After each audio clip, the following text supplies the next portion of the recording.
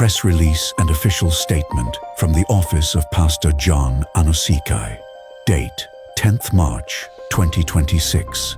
This is a response to false allegations, media misrepresentation, and political intimidation directed at Pastor John.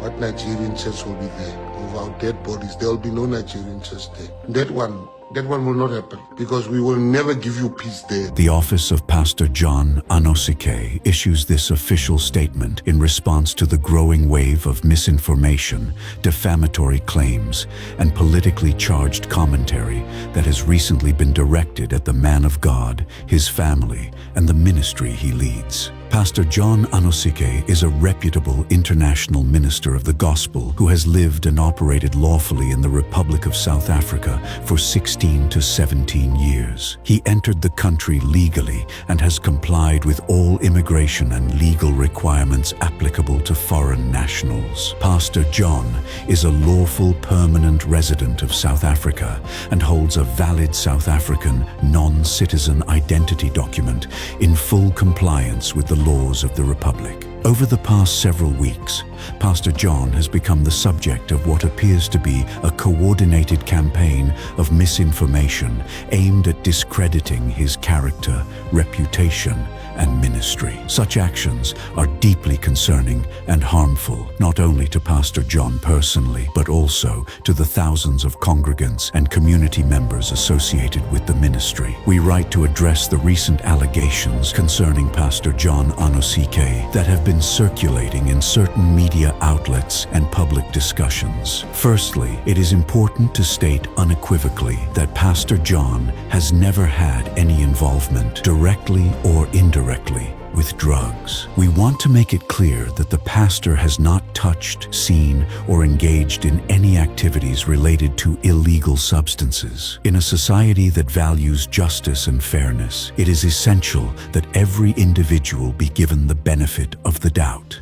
We trust in the intelligence and judicial system of South Africa to uphold truth and fairness. Had Pastor John been involved in illegal drug dealings, especially as a foreigner in this country, it would be reasonable to expect that he would already have been exposed or detained. To date, no such occurrence has taken place. Furthermore, Pastor John has maintained a consistent and respectable character throughout his ministry. He has never solicited money for consultations, prayers, or promised to send people to heaven in exchange for 10,000 rand. These defamatory allegations are not only baseless, but also deeply offensive and unacceptable under any circumstances. It is particularly unfortunate that some state-recognized media outlets and newspapers have propagated such damaging and unsubstantiated claims against Pastor John Anosike. The impact of such defamation is severe, as it undermines his reputation and the trust placed in him by his congregation and community. As a wise saying goes, there are two ways to kill a person. One is to kill them directly, and the other is to destroy their reputation. It is critical that we uphold the principles of truth and integrity and resist the spread of harmful falsehoods that can irreparably damage an individual's life and work. We respectfully urge all parties and media organizations to reconsider and retract any defamatory remarks and to approach this matter with the seriousness and fairness it deserves. The Good Hope Center property auction. At the beginning of February 2026, the City of Cape Town announced the public auction of 53 city-owned properties, among which was the Good Hope Center. Like many other interested parties, Pastor John followed the legally prescribed process to participate in the auction. He registered formally, complied with all bidding requirements, and submitted his bid through the proper channels. Following the official auction process, Pastor John emerged as the successful bidder for the property with a bid of 135 million rand. This process is fully documented, lawful, transparent, and publicly recorded. It is therefore troubling that out of all the successful bidders who purchased properties during the same auction, Pastor John appears to be the only individual who has been singled out for sustained public criticism and harassment. The source of funds. It is important to emphasize that neither Pastor John nor the ministry possesses the full sum of cash of 135 million rand to settle the bidding amount up front.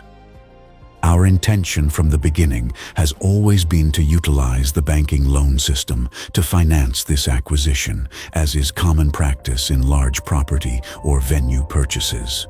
The plan has been to work through legitimate financial institutions so that the payment can be structured responsibly and transparently over time, rather than relying on immediate cash reserves.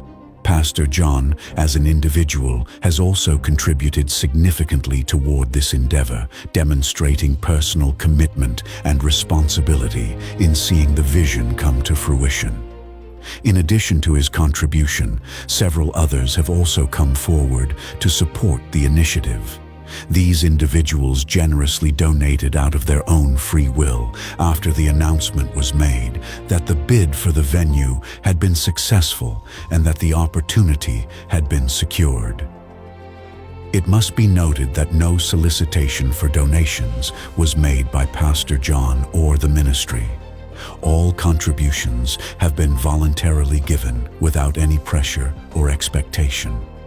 The ministry remains committed to maintaining transparency and integrity in all matters relating to this acquisition and to ensuring that every step taken reflects responsible stewardship and ethical conduct.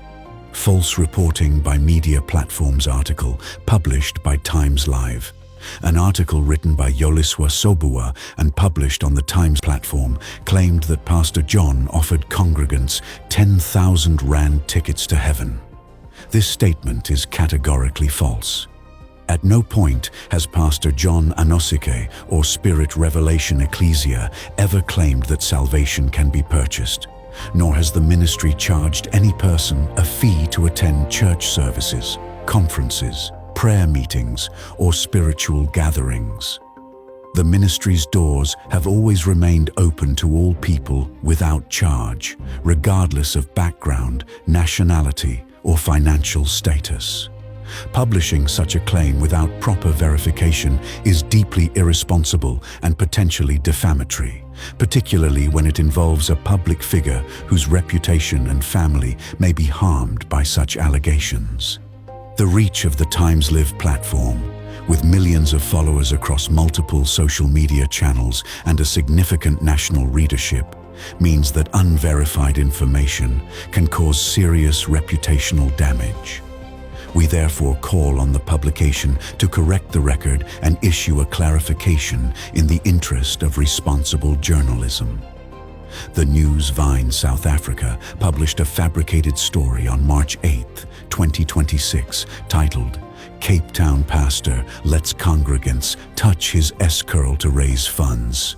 The article falsely claims that Pastor John has introduced a premium spiritual experience that allows congregants to touch his famous S-curl hairstyle for a donation that insiders say starts at a humble 15,000 rand. This is untrue and completely false. The image used in the article was AI-generated and appears to have been created to tarnish the reputation and image of the man of God. Article published by the South African News Channel. An article written by Megan van den Heever contained claims that Pastor John owns multiple properties in the Constantia area. This claim is factually incorrect. The article also suggested that Pastor John presented himself as a South African citizen. This statement is equally inaccurate. Pastor John has never claimed South African citizenship and has consistently been transparent regarding his status as a permanent resident of South Africa. Such inaccuracies raise serious questions about the standards of verification and editorial responsibility being applied before publishing content that affects the reputation of individuals. Public intimidation by South African politicians. The situation has regrettably extended beyond media reporting and into political commentary. The Cape Patriotic Alliance Front. The Cape Patriotic Front statement circulated by the Cape Patriotic Front publicly opposed Pastor John's acquisition of the Good Hope Center and suggested that he should not be permitted to operate from the property. The language used in such commentary included speculative claims about the future use of the property and assertions that the facility would allegedly deteriorate under his stewardship. These claims were made without consultation, without factual basis, and without any engagement with Pastor John or the ministry regarding the actual development plans for the property. Patriotic Alliance President, the Minister of Sports, Arts and Culture, threatens Pastor John. Equally concerning were remarks made publicly by Honorable Minister of Sports, Mr. Gayton Mackenzie, President of the Patriotic Alliance, who expressed strong opposition to the church occupying the building and suggested that Pastor John should rather invest in Nigeria. Statements of this nature raise serious concerns about xenophobic undertones, political intimidation, and the discouragement of lawful investment by foreign residents in South Africa. When political leaders publicly threaten or attempt to obstruct lawful property transactions that have been conducted within the legal framework of the country, it sends a troubling signal to potential investors and entrepreneurs. South Africa has long promoted itself as a nation that welcomes investment, diversity, and development. Political figures should therefore play a constructive role in encouraging lawful economic participation rather than discouraging it. Pastor John Anosike is not a politician and has no political ambitions or affiliations. His sole intention in bidding for the property was to secure a venue for the ministry and its congregation, which consists of approximately 90% South African citizens. Global ministry and international conferences, Pastor John's influence and ministry are not limited to South Africa. He carries what the ministry describes as a global mandate to preach the gospel and equip believers across nations. Through the voluntary partnership program of Spirit Revelation Ecclesia, Pastor John has successfully organized and conducted international conferences and outreach events in numerous countries around the world. These conferences have taken place in the United States, the United Kingdom, the Netherlands, New Zealand, Australia, Poland, the Philippines, Mauritius, Nigeria, South Africa, India, Namibia. These events are organized with the purpose of prayer, soul winning, spiritual outreach, teaching, and humanitarian engagement, and are funded through the voluntary partnership program previously explained. Pastor John's ministry continues to attract participants from across continents, demonstrating that his influence and leadership extend far beyond a single country. Presence in South Africa. It is important to clarify that Pastor John Anosike did not come to South Africa in search of economic opportunity or personal gain. According to the ministry's long-standing position, Pastor John resides in South Africa because he was divinely called by God to serve and minister in the Republic. Despite receiving invitations and requests to minister in various countries around the world, he has chosen to remain based in South Africa out of obedience to what he believes is his spiritual mandate. Investment in places of worship. The acquisition of the Good Hope Center is not the first time Pastor John has invested in a permanent place of worship for the ministry. Pastor John has previously purchased property in the United States to serve as a base for the ministry and its growing congregation there. Such acquisitions are not personal purchases, but investments made for the long-term establishment and security of congregations. Similarly, the acquisition of the Good Hope Center represents an investment intended to provide the South African congregation with a secure, stable, and permanent place of worship and community gathering. It must be emphasized that the building remains a South African property within South Africa. Pastor John is not removing the property from the country, nor is it being transferred abroad. The purpose of the purchase is to develop and utilize the property within South Africa for the benefit of the congregation and the broader community. Addressing hostility and misrepresentation. Given these facts, The ministry finds it deeply troubling that the lawful purchase of property intended for religious and community use has been met with hostility, misrepresentation, and public attacks. The ministry therefore raises an important question. Why should a lawful investment into South Africa that benefits thousands of South African congregants be met with such hostility and slander? While the ministry remains committed to responding in a responsible and lawful manner, it must be stated clearly that the continued misrepresentation of Pastor John's intentions and character is not merely an attack on an individual. From the perspective of the ministry and its members, such actions are perceived as an attack on the work of the church and the faith community it represents. Clarification regarding ministry partnerships. Spirit Revelation Ecclesia operates a voluntary partnership program which allows individuals who wish to support the ministry's international outreach work to do so. These contributions help fund international conferences, crusades, and evangelistic events. Funds raised through the partnership program are used for operational expenses, including venue hire, audiovisual equipment, broadcast production travel, and accommodation for ministry teams, event logistics, and staffing. Participation in the partnership program is entirely voluntary, and the ministry maintains financial transparency by providing reports and documentation to participants. These funds are not linked to church attendance, nor do they provide spiritual privileges such as salvation or access to prayer. Ministry access and community impact. The ministry does not charge individuals for prayer, counseling, or church attendance.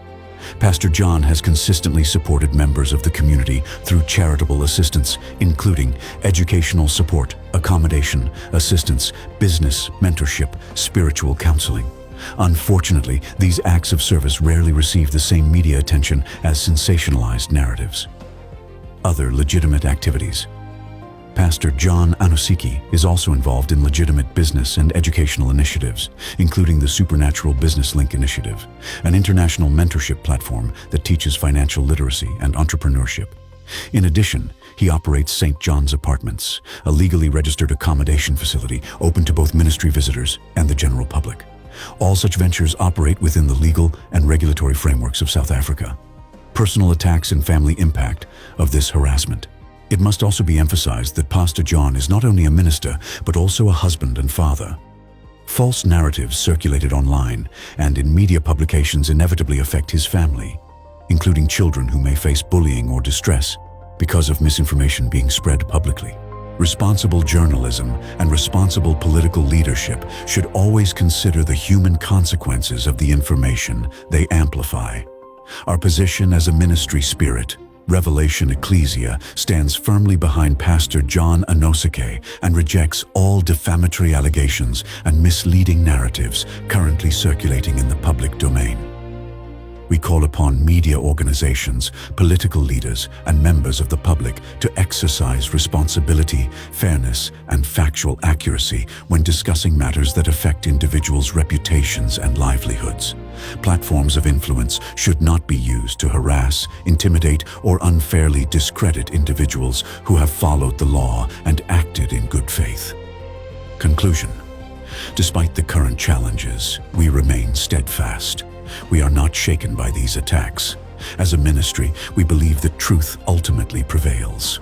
We will continue to pray for the people and leadership of South Africa and remain committed to contributing positively to this great nation. However, we also make it clear that intimidation, misinformation, and defamation directed at Pastor John Anosike will not go unchallenged. Pastor John's only action in this matter was participating in a lawful public auction and investing significant resources into a property within South Africa for the benefit of a ministry whose congregation is overwhelmingly South African. We trust that fairness, truth, and the rule of law will prevail.